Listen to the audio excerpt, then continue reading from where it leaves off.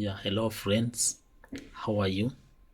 Today, I'm very delighted to be here to discuss with you. Uh, as we know that today we are commemorating the Suicide Prevention Day worldwide for 2022. I know suicide is one of the dangerous activities which people can involve themselves, and then they expose their families to extreme suffering, which they may never recover. So today I decided to share something on this menace of suicide.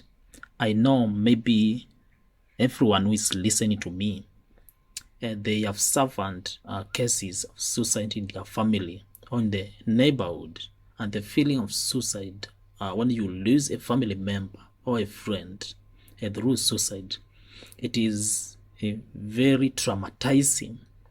And there's research show that almost every year over 700,000 people they engage in suicide. That's why the world came up with this day, so that we can spread awareness about suicide and about prevention of the same. So today I decided to share this slide. This slide was shared by Chaplain Jonathan Alexander in United States Navy, and it was about suicide awareness and prevention. So I welcome you to reason with me about this issue uh, of suicide. According to a recent military study, it was shown that substance abuse is one of the main stressors which linked to suicide.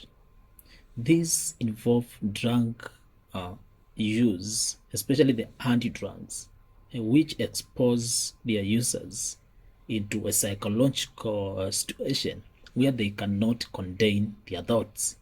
They can end up thinking about suicide. Number two, or B, is what we call legal or disciplinary issues. When members of the society engage in unlawful activities, and now they need to go through legal disciplinary action, some may consider suicide as a way out to escape these problems. In countries where there is military or work stress, uh, cases of suicide have been reported in these areas. These people find themselves in a very deep psychological situation where they could not survive, and where then they may consider suicide. Then there is what we call relationship problems. Relationship problems, mostly these engage love issues, and where people are contesting, and when they break up, the people are exposed to a situation where they feel like they don't want it to leave. So these are the stressors, the suicidal stressors, according to the order of their rank. The biggest question we are posing to ourselves today is, what is the most prevalent stressor involved in suicides? And then everybody knows that the most stressing thing is what we call relationship problems.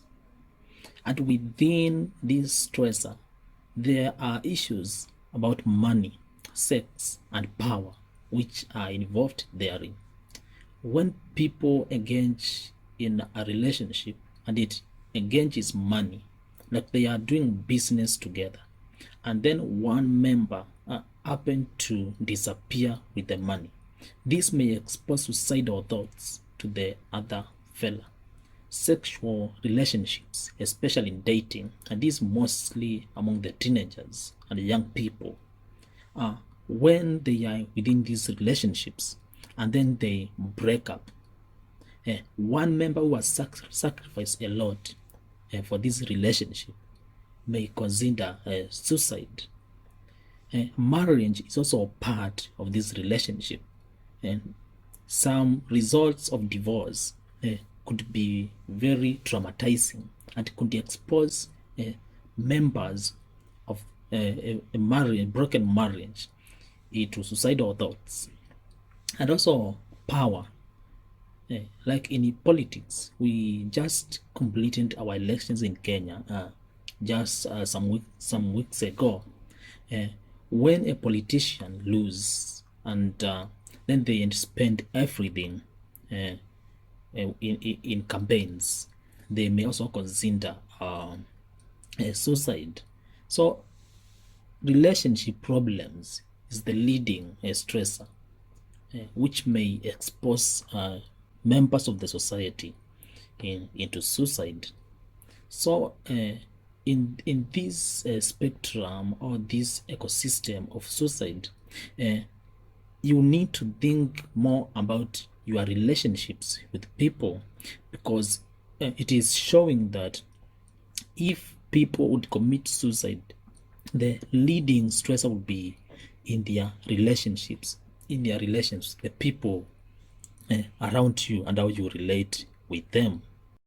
Yeah, so relationship problem takes rank number one.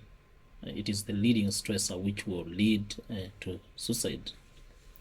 Number two, it is military or work stress. The people who are serving in military could find themselves in a very tempting environments, and then they may easily conceive suicidal thoughts. Work-related stress can also expose one into suicide, and this comes mostly when people are not ready to give up, and they are protecting their name maybe in the society, so they may easily find themselves turning suicidal. Number three is what we call legal or disciplinary issues. This one mostly is for the people who are found in the opposite side as much as matters of the law are concerned. If they want to event correction on disciplinary issues, then they may consider suicide. And mostly if these people have been known as good members of society, when they are found in these wanting environments, because they want to escape what we call social stigma, they may now consider killing themselves. Then the last one is substance abuse, and this one is to the extreme. When someone who is abusing drugs, for instance cannabis or marijuana, drugs, cocaine, or these anti-drugs, at the extreme level, their cognitive abilities could be destroyed by the substance combinations which are found in these drugs, and these people may turn suicidal for no reason. So you need to check on these stresses and their ranks and try to understand the people who go through these things, because when you check on all these four stresses, you find that most of the people who commit suicide is because there is something they are trying to avoid from the society, because mostly they will feel what we call shame when they are associated with something, or they want to revenge for something. For instance, in relationships, if someone maybe has lost or has been left by someone in the relationship, they may think that the best way to punish this person is to commit suicide, because they know that the other side, the other person, will feel something if they committed suicide.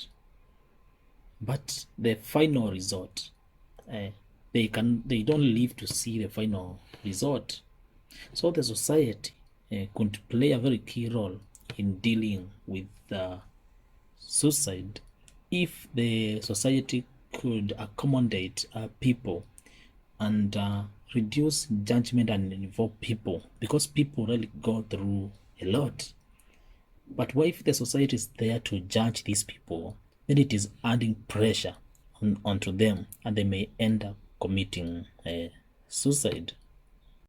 Actually, more than 80% of the people who commit suicide, they suffer from a serious mental health issue, usually mood, or what we call depression, or substance use, or what we call post-traumatic stress disorders, or the impulse control disorders. Especially the PTSD is very dangerous, because someone produces extreme feeling of anger, and then they detach themselves from people. And when they are in this condition, they are under depression.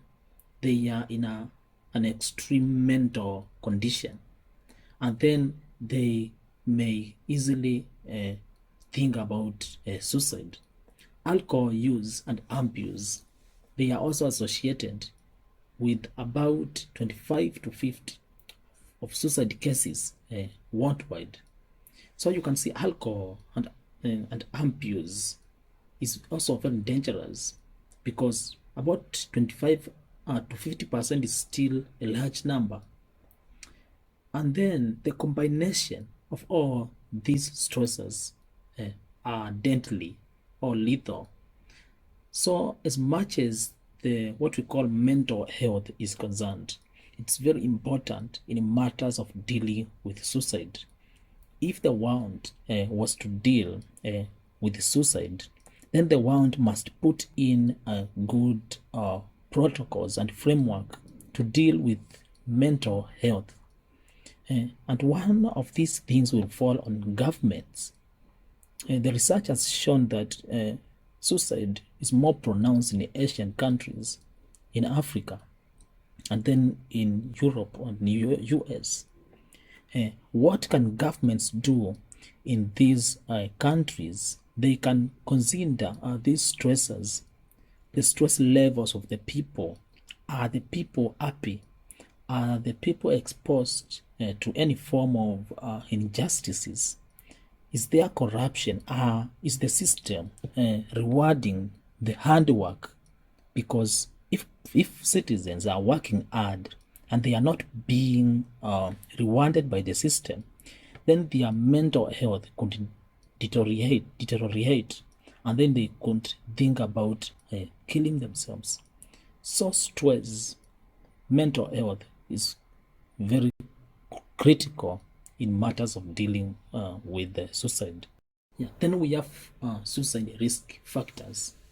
These are factors which could open a loophole, which could expose the members of the society to suicide. And one of them is poor job performance.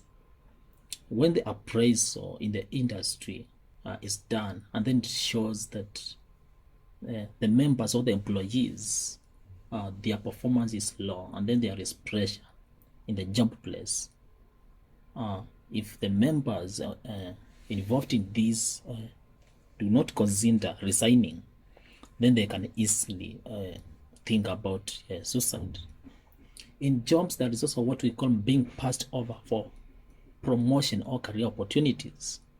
When members of the society are working in the job place, that's where they spend most of their time. And when they feel like they are being passed over for promotion and they are not being assisted for career opportunities, and then their juniors are going high and high, this will expose them to a form of stress.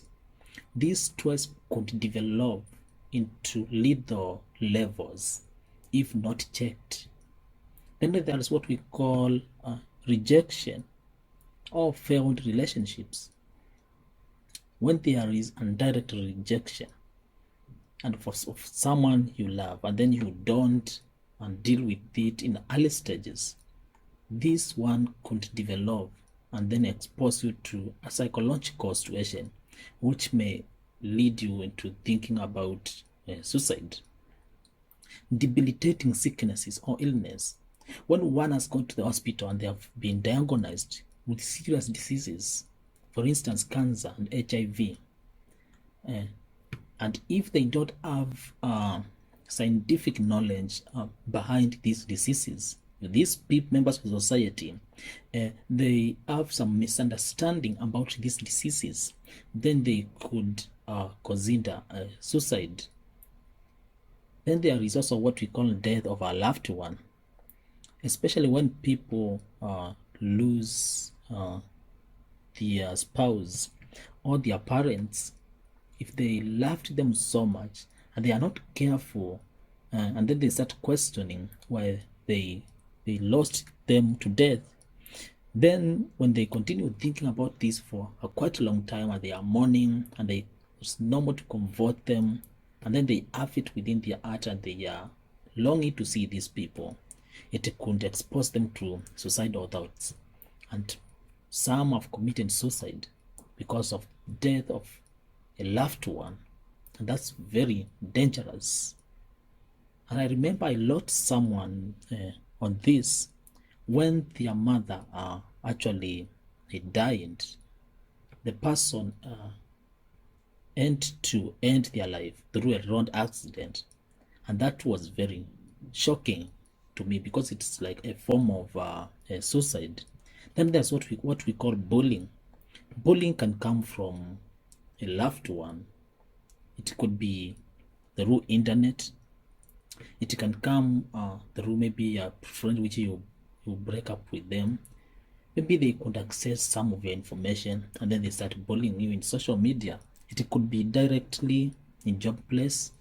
And if you think you could not get help and you don't deal with it, then it could expose one to suicidal thoughts. Then financial problems is another thing. If someone is living in a cruel environment and then they cannot sustain themselves and they cannot support the family, like if a father will lose their job and then they can see their family going through deep financial situations, it brings anger into their heart and they could easily consider suicide. There is also loss of social support systems. Because humans are social beings, there is that social support which they need. When they are left to become lonely, there's nobody to check on them. There's nobody who is around to show them love. It is very dangerous for these people that when they face a very slight life challenge, they may turn suicidal and end up ending their life. Then there is also when they are facing legal actions. When it is clear that someone has been found guilty in the eyes of the law, then I talked about this, they may consider killing themselves to escape this. And then this comes mostly with the feeling of shame or humiliation. Yeah, you can do something and then the person which you do this thing against, they forgive you or even they have no problem with it. But when there is what we call self-shame, that you feel shame about yourself and you feel humiliated in the eyes of the society, this can be very dangerous and it can expose one to being suicidal. Then I will give what we call suicide warning signs. It's the path warn. When you find yourself going through this path, you need to realize that you are in a very dangerous path, and then you change the way of thinking. Number one, there is what we call ideation. Suicide does not start from the act of suicide, but it starts by ideation, having the thought of suicide. You go through a challenge, then you back on your mind, you are thinking about thoughts of suicide. That's where it starts from. Then from there you go to what you call substance use. Increased or excessive alcohol, drunk use. When you misuse these drugs, then you are increasing your chances of suicide. Purposefulness. You reach a stage in life when you no longer see a reason for living. It is a step towards suicide. It's like a warning. If you really can't see a reason for living, you can easily consider suicide. Then there's what we call anxiety. When you have anxiousness, you are easily agitated, and then you are having nightmares. This is a sign or a symbol of stress. It's a symbol of psychological situation which could yield to suicide. The feeling of being trapped. When you feel as though there is no way out, in whatever thing you are going through in your job place, in whatever thing you are going through your relationship, in the thing which you are going through, whatever situation you are, and then you have a feeling that there is no way out. The mind may quickly prompt you the only way out is suicide. But have you talked to the people around to make sure that there is no way out? There is always ways out, but sometimes you cannot see these ways. But you need someone to help you to see these ways.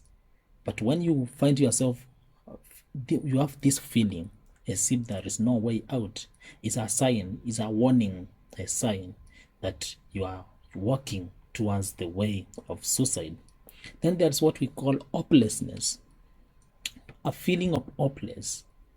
You don't have hope at all to live for oneself, others, or the future.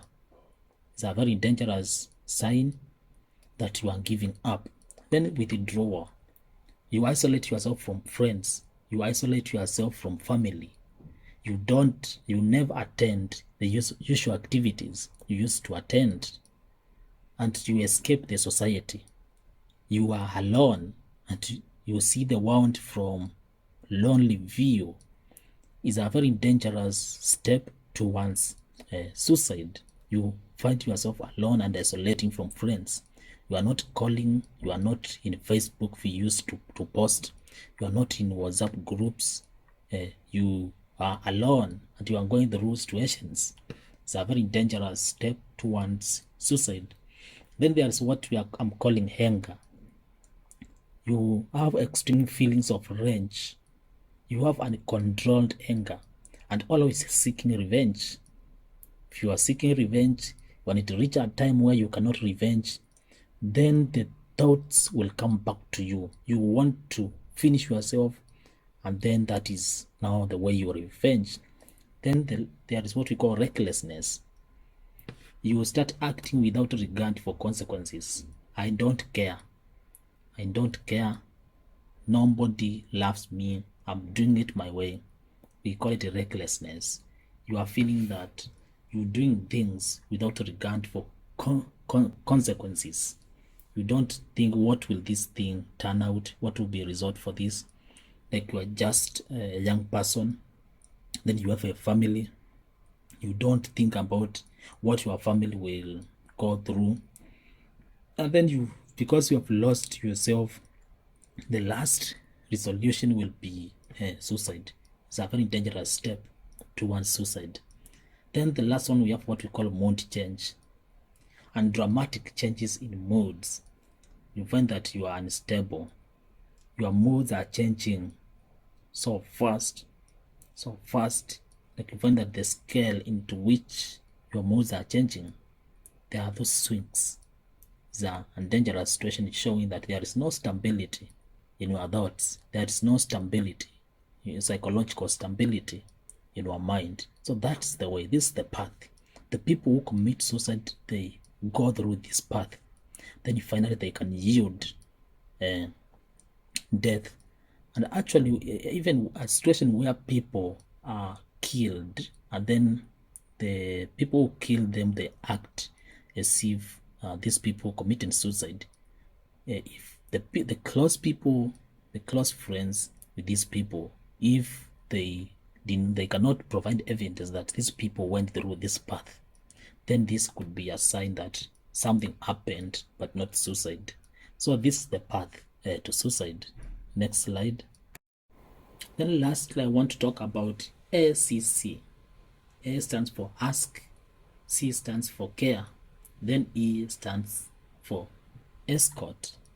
When you face someone who's going through the path which I have just given, these are the things which you can ask. You can ask if the person is thinking about suicide. then the person will be able to give you the answer. Then listen actively, give them an ear. Then acknowledge, talk, behavior, and feelings. Listen to them, let them explain to you. However, don't debate whether a suicide is right or wrong. Don't discuss whether feelings are good or bad, and don't lecture them on how they should feel.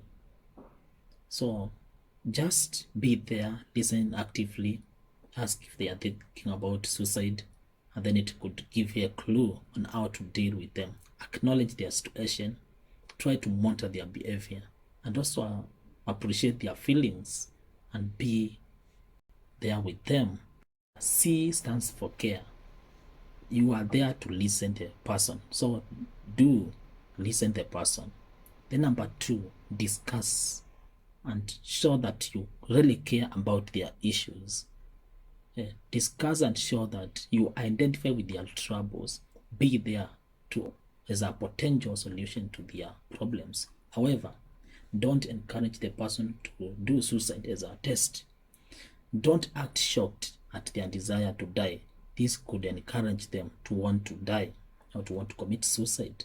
And then don't rush to try to fix or to cheer up the person that this is the right direction to go. Then don't judge, minimize, don't judge them. Next slide. E stands for escort. Inform your chain of command. Depending on where you live, there is a process in many countries through which you can take the person through. But the most important, you can take them through medical emergency room. If it's in a college, you can lead the person to the counseling department.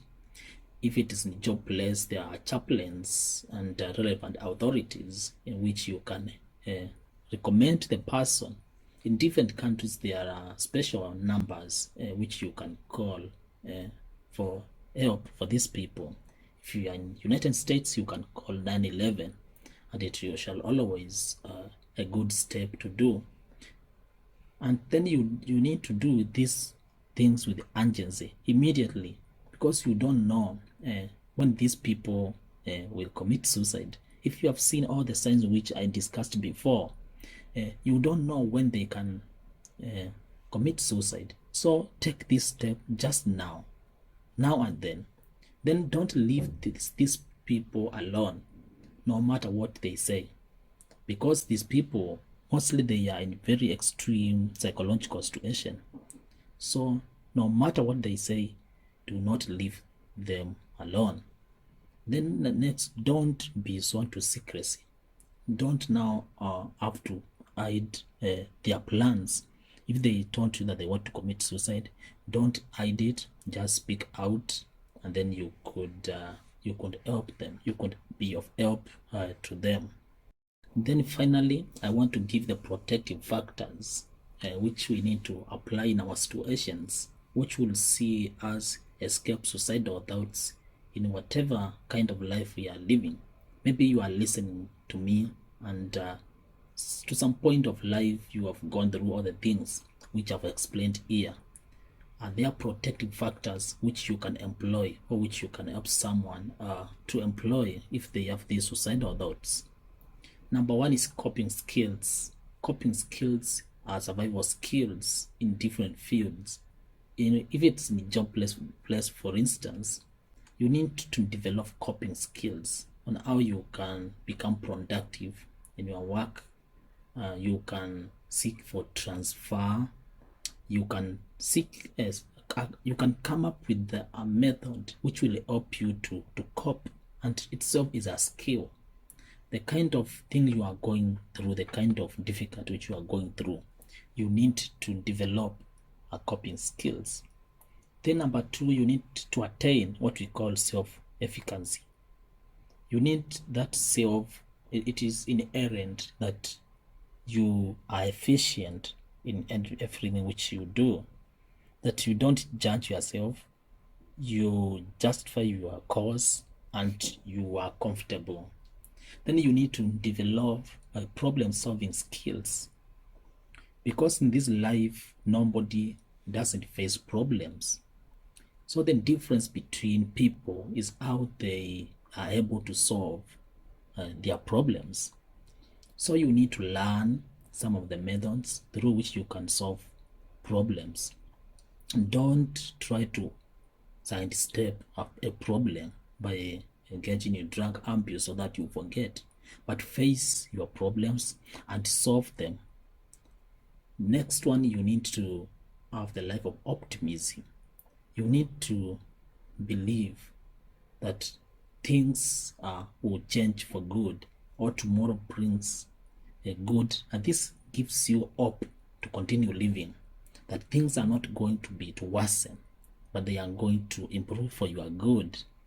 Then you need to have personal control. You don't need to rely on others to deal with your issues. You need to take a personal charge to control your things. Be there. Don't let things go beforehand. If it's a relationship, don't let it go beforehand. Be there to control what's happening. Then you need a belonging, and this is easily is very important, because a belonging, you need to belong to somewhere. Don't act like an element. Don't live like a free radical, like a free element. Belong to somewhere. Have a social support. You need to be in a society. Don't try to hide from people. Open up to people and share what you are going through. Then you need to access resources. If there are resources which you need to be able to access them. Find ways through which you can access the resources which can help you to deal with the problems. Then interconnectedness is very important. Be connected in the society. In marriage, if it's marriage, make sure that you are talking to your partner and you are solving issues together. Be a member of our community and participate in what the community is doing. This one will help you to solve many problems, because you find people going through the same thing you are going through, and they could recommend the best remedies to deal with your problems. Then there is also spiritual affiliation. We humans are also spiritual beings. Don't live the life like an animal. You are a human, and humans have spirits. So join a church, join a religion, be an affiliate to a certain religion where you can get spiritual nourishment. And then participation. Be there, participate in the issues. Subscribe to YouTube channels. You can start by subscribing to Daniel's, the steward, the one you are watching. Is a form of participation. You can participate in environmental programs in your area. You can participate in all social activities. Okay, to seek help, you need to really be involved in what people are doing. So I thank you people for listening to this productive talk which was given, and I've just given it the way it is. So in case of any comments, feel free to send an email, send a WhatsApp message, and I will be able to get and come back to you and answer you. So help a friend, help someone, that we continue taking care of life, because life is sacred, that is need to be protected. So I'm wishing all the best. For those who have not subscribed to the channel, please do subscribe, and then we shall be able to discuss different matters in the future. So enjoy your day, enjoy your evening. Goodbye, goodbye, goodbye.